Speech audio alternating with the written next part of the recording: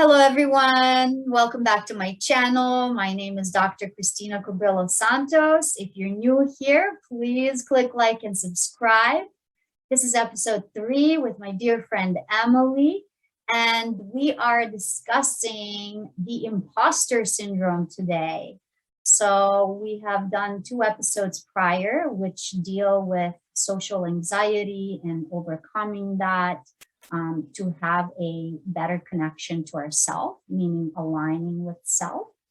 And something that has come up in my work with people and also when I studied with others is this notion of an imposter syndrome. So Emily and I will be talking today about that and the different kinds of imposter syndrome. So stay fast seatbelts on and let's delve into this topic. Welcome back, Emily. Thank you for joining me again. Thank you for having me. Awesome. So I know that we've discussed, amongst ourselves what we think imposter syndrome is, and I know you've done some research on it as well. So we can both speak from our personal experience, of course. But then also we'll talk about what we've seen come up for a lot of people, what's commonly known as the imposter syndrome. So why don't you start by just maybe demystifying what that actually means, one of the definitions at least. Well, in my research of it, I've realized that there are so many variations of this, and it can apply to a huge range of situations. So I like to keep it very broad and simple. And for me, it's simply that the image that you have of yourself is not matching up with the image that you believe others have of you, that there's some sort of discrepancy in between the two. And because of that, it starts compromising your sense of belonging and worthiness in that position. Yeah, so for me, I know that when I worked with other female entrepreneurs, for instance, no matter the education level, right? Like I have a doctorate, I've worked with naturopathic doctors, nurses, no matter how much knowledge we have behind us, there's always, at least what we've experienced so far, this sense of I don't know enough. I'm not worthy enough to share my knowledge with others, right? We obviously have private practices. Some people have worked for other people's practices, right, with other clinicians and practitioners.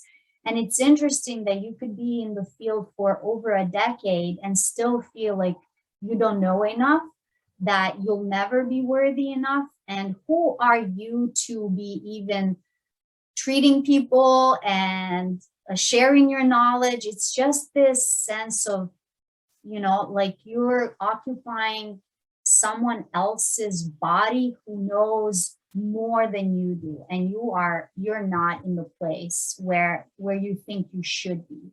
So you're keeping up appearances a little bit? Yeah, it's almost like, and we can delve into this a little bit deeper later on, but for me it's like I know my medicine, I studied, right, I've worked with patients and clients, and there's still this sense of like, well, there's all these old school traditional Chinese medicine practitioners who know way more than me. How could I ever even compare to bring the level of care that they do with patients, right? So that's that sense of like imposter syndrome, where I've infiltrated, the Asian community in a way, because it's like passed on through generations, even though that's not true. It really isn't. There have been students that studied with me who are coming from a completely different background. Their families are not in traditional Chinese medicine, maybe they're in finance or, they're lawyers and whatnot. So it's just this something inside of my brain and the brain of other women mostly that I've worked with that have this sense of like, yeah, I don't know that I belong in this field, right? Well, I think I mean, your comment about the image that people have, whether it's based on movies and media, and you think, oh, Eastern medicine, it's just, if you're Asian, you know it because you grew up with it, or even if you Yeah. weren't formally educated, it's just maybe something genetic that you know. And I'm making light of it, but it's kind of like that, or but I get what you're saying because I think when I lived in Latin America too, it's like if you don't dance, then you don't have a social life. Well, in some countries, right, where the dancing and the salsa is heavier, and you have a certain image of people who do it, and when you in your mind's eye don't fit that image, you start wondering if like, well, should I even be good at this? Exactly. um, and such. So the metaphor I like to use, and please tell me if this relates to you, it's almost like you go to work and they've given you a certain shoe and it doesn't fit, but on the outside it looks fine, and you have to kind of keep up appearances and walk elegantly and gracefully in it as if it did fit well. But you know inside that your foot might be too small for that shoe. But Mm, instead of clumsily dragging it along and making it apparent that it doesn't fit, that there's a certain level of pressure to make it seem like I need to live up to this name that they've given me, or this title that they've given me, or what my clients expect of me, what my patients expect of me. That there is mm, a desire to deliver, but you're questioning whether your competence is up to par with it. yeah. Yeah. Is that, Yeah. is that something you feel or you've noticed, especially in your field? Yeah, absolutely. I mean, in the field of, I would say the field of alternative medicine, just because I've been exposed to more like naturopathic doctors, functional medicine Mm, practitioners, uh, nurses who are more on the alternative spectrum, right? And then in the field of traditional Chinese medicine, there's always this need, or we need to know more, or we need to get more education. And of course, we're constantly improving ourselves because the calling calls for it, right? You have to have continuing education credits, etc. But I just, I feel like in the depth of this conundrum that is the imposter syndrome, it's that no matter how much you know, you always feel like you don't know enough, and you always need to improve yourself by, getting more certifications and, like studying with more masters and following a master to feel worthy inside. When in reality, and we talked about this privately a little while back, I operate on a different level. I'm not like the nerdy type to read every book to a T. It's like I'll do my work and I'll do the coursework and all of that, but I try to absorb more intuitively and not have to like, I have to know every little detail of every little thing. Whereas I know people who are like that, and there's nothing wrong with that. I just feel like no matter how much you study and no matter how much you intuit and feel the information, you can still feel like you don't know enough and that you don't fit the shoe, right? As you said, it's like we're just kind of pretending, right?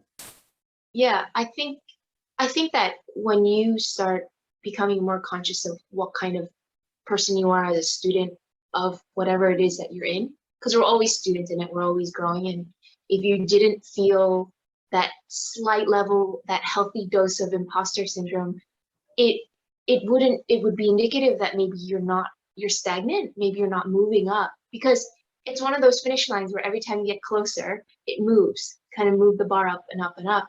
And so I am a big fan, as we've established in a lot of our interviews, of not antagonizing these things that kind of carry a negative connotation with it, and imposter syndrome is certainly one of them. Imposter syndrome to me is something that's letting you know that, all right, it's the drive that makes you want to work and excel at something.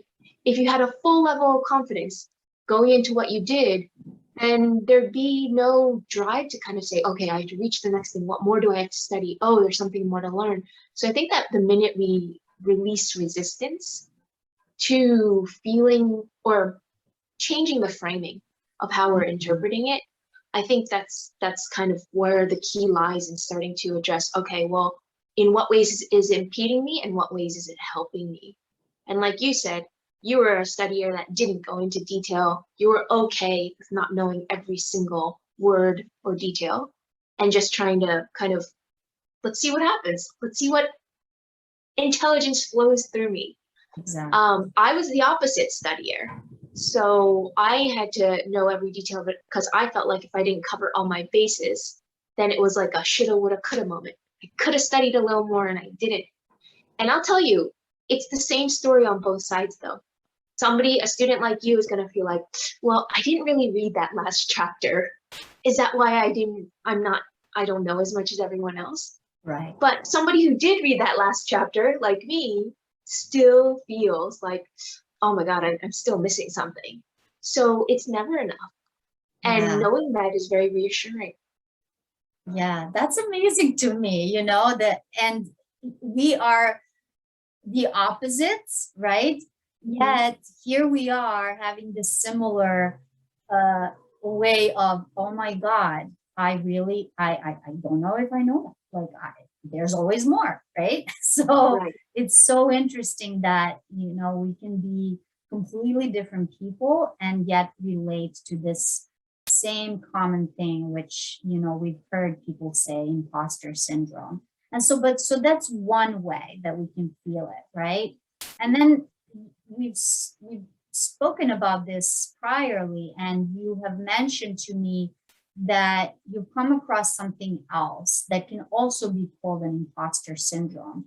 And it goes hand in hand with our discussion about self-alignment and basically knowing when things are a good fit for you, whether it's a career or, a relationship or something like that. Can you demystify that for our audience a little bit? Sure. Um, like kind of mentioned in the beginning, I think imposter syndrome is so hard to just define in one context because there are so many, right? But in my research of it, I had found basically three broad categories, more or less, in which the different types of imposter syndrome can call kind of all card catalog into. The first one was the imposter syndrome we talked about, where your sense of belonging isn't really justified by the way you think you're performing, right? It doesn't match up to the expectations that you think other people have. But, and that's kind of an internal dialogue. You have to ask yourself, is that coming because I don't really feel self-worth in certain areas?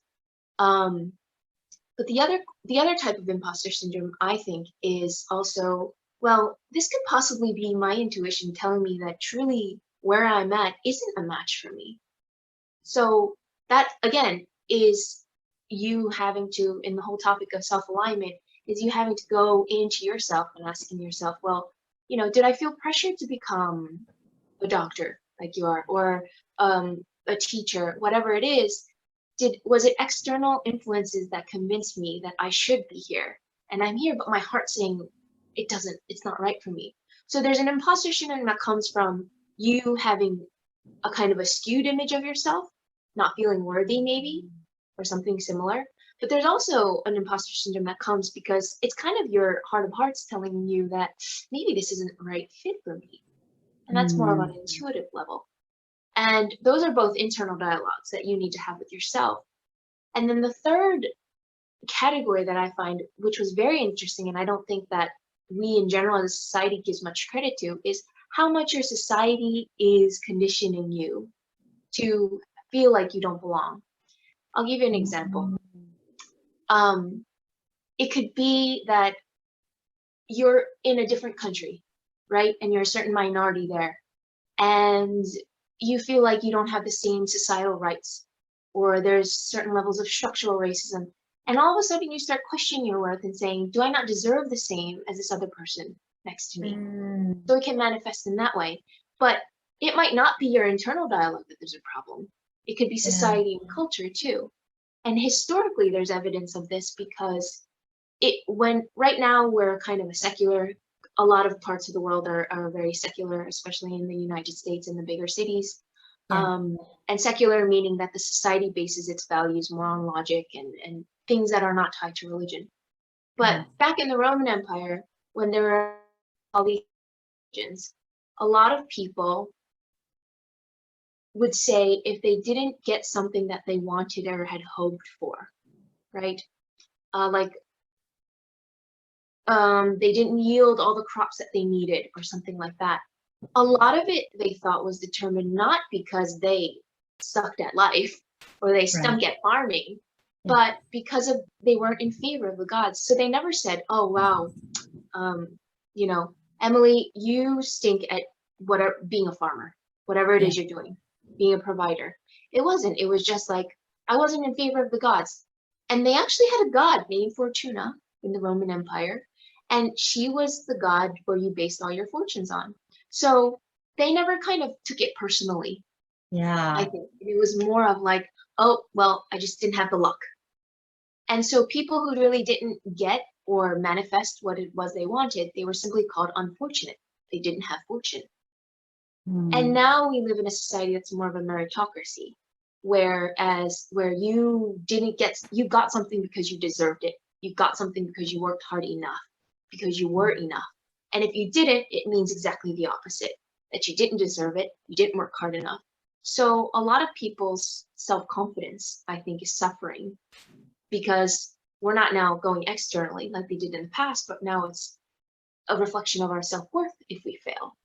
Yeah. And so those are the three kinds of imposter syndromes that I've seen in terms of the imposter syndrome that comes from me, my Yeah. self-worth, imposter syndrome that comes from just really not being in the right place, and the imposter syndrome that kind of comes from society having certain standards and defining the way they define certain things.